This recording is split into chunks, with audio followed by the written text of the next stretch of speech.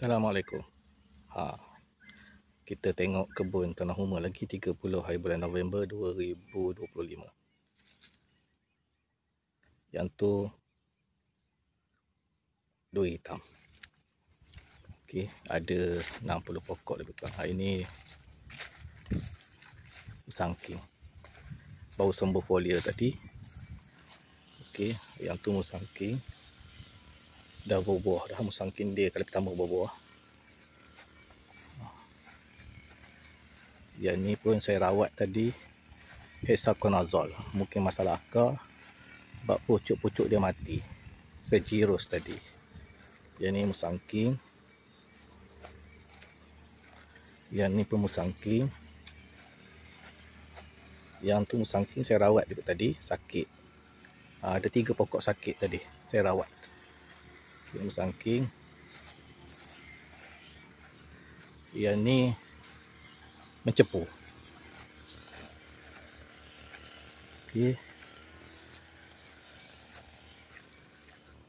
Ni rambutan mutiara, dah besar dah. Yang ni saya cakap dulu, Royal Brunei.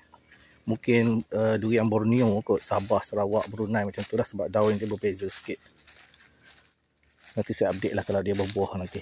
Daun dia nampak besar-besar ni, panjang-panjang. Okey.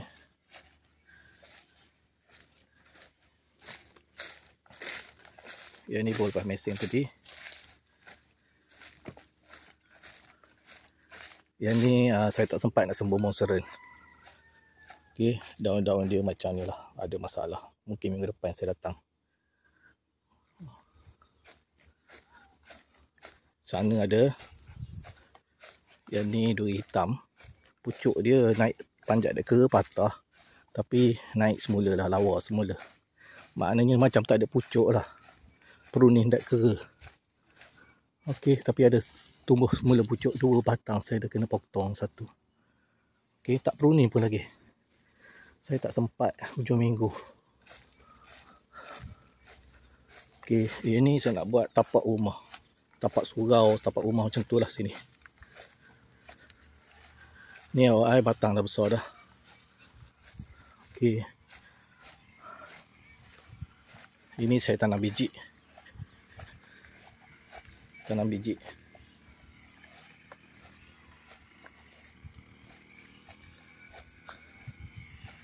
Yang ni sakit dulu. Saya dah update dulu kan, sakit. Dia tumbuh semula. Yang ni pun sakit dulu. Nampak dia dah tumbuh semula dah, lain-lain lah. Tak apalah, kita biar je. Nanti tengoklah buah dia macam mana. Dia tumbuh pucuk lain dah. Okey, itu saja update untuk hari ni. Terima kasih.